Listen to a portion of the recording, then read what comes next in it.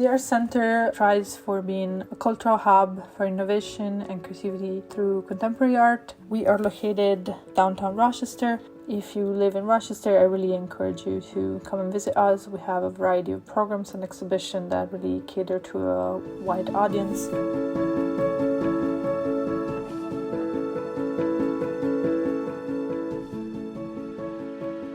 My name is Zoe Cinel. I'm the curator at the Rochester Center. I'm really excited about presenting you Chronicles of the Chronic, which is a group exhibition of contemporary art that will take place at the Rochester Center from August 26, 2023 to April 2nd, 2024 in our main gallery. I have curated exhibitions at the Art Center since the past 3 years, and I do myself identify with somebody living with a chronic illness. My work is mostly collaborative, and I have experience working in other institutions beyond Rochester.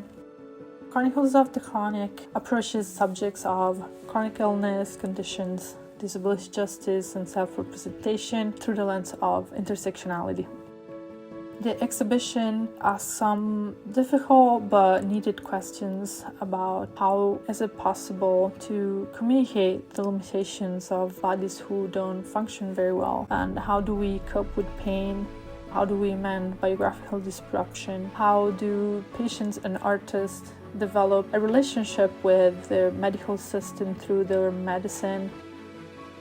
What is healing beyond the medical system? Most important of all, the exhibition asks how is it possible to find community and network through an experience that society wants us to be the most isolating and private ever, and that's illness.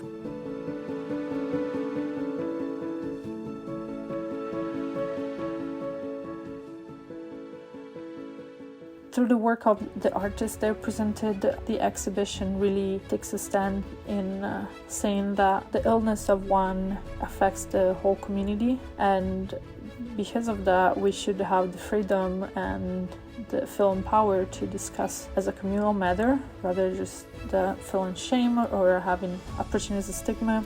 So the artists that are exhibited, they will come from very different life paths. They identified in a variety of cultures, gender, and identities to kind of increase that accessibility and not be the sole gatekeeper for this event.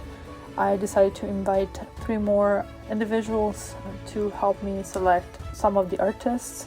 I would say maybe half of the artists are being directly invited by me to participate. The other half will be selected to this jury.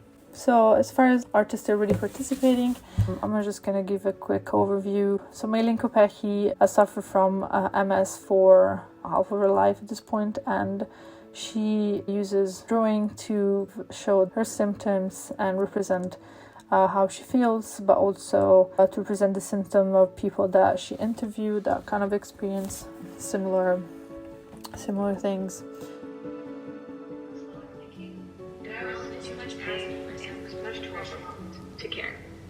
Brother Sick is a duo based in New York of 2 brothers, Noah and Ezra. They will have an interactive participatory installation that is inspired by these masks that you see here. So in the gallery, just imagine that people will be able to pick brand new masks and stamp them with words that the artists have selected for the show, and once they create their own narrative through the stamps, visitor will be able to hang the masks on the wall and kind of participate in this army of the sick through action. The Geography of Illness is a really beautiful project by Emma Jones, who found community through illness. So she asks people who are sick to send her a picture of their nightstand, which is maybe the most private of all spaces. She categorized them by illness and put them on the website publicly to make so that this archive is also a resource for people who might want to find healing in a more holistic sense and can see themselves represented in the nightstand of others.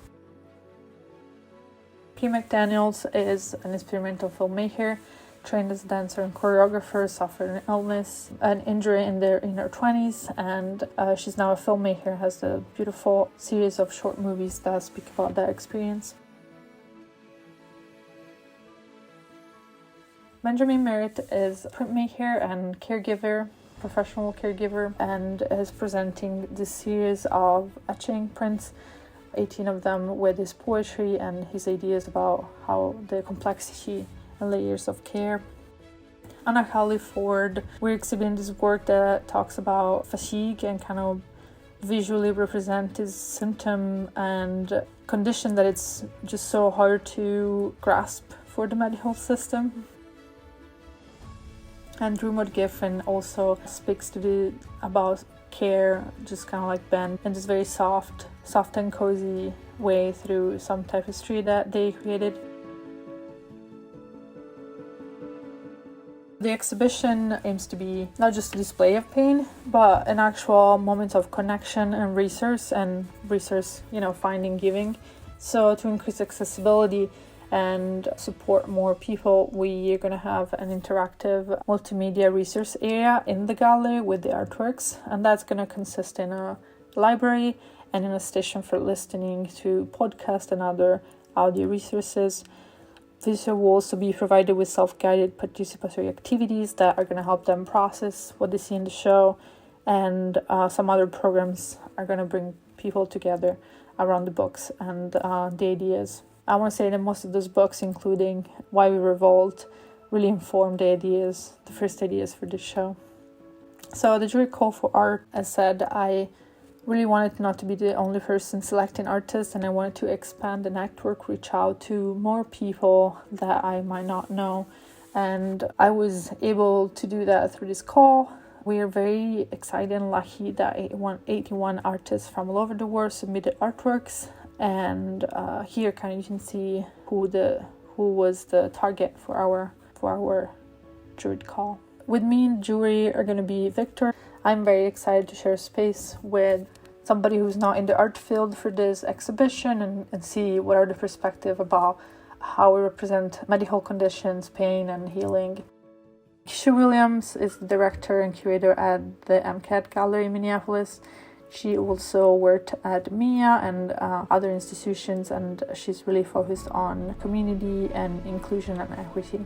Alison Berglom Johnson is an advocate for disability justice and a chronically ill artist herself, with a really extensive and solid network within the disability community in the Twin Cities.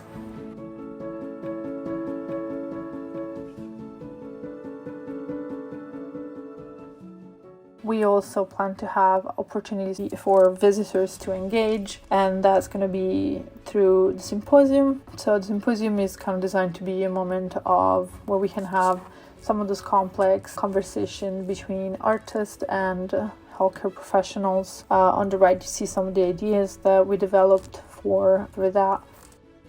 So one of them, for example, is kind of finding two people, one in the arts and one in the medical field, who really speak about a similar experience and could really have a good conversation. Delaney Linsky is a PhD student at Mayo. She was based in Rochester, now she's based in Florida. She publicly talked about wanting to get into the medical field to empower patients, just like she was a patient for MS at a young age. And Maylene Kopecky, through very different media ways, life path, she is doing kind of the same thing, but through art and by working in accessibility in the accessibility office at college in Minneapolis. Morgan Fitzgerald is also a PhD student in neuroscience who suffered from migraines. She also going to lead a virtual workshop about how to empower yourself and draw your pain. Every artist is going to be invited to lead tours or give artist talks in person if they are based in the state or virtually. We really hope to hear more about what is their process and how did they find the strength to make public something that really society does not encourage us to share. I'm an artist. I've been so busy with other things happening in my life and not feeling well. So it's oh yeah, right. Let's talk about artwork. Okay. We would like to also involve the jurors further, since they're being so invested in looking at so many submissions. Perhaps invite them to present projects that they're already working on. If you are interested in knowing more about the exhibition, please send me an email. And really, if you have any ideas of how to further outreach, please send me an email. I'll be very excited to talk to you. Thank you so much. Build the world, revolution, and transform. Touch of spark, protect, and community.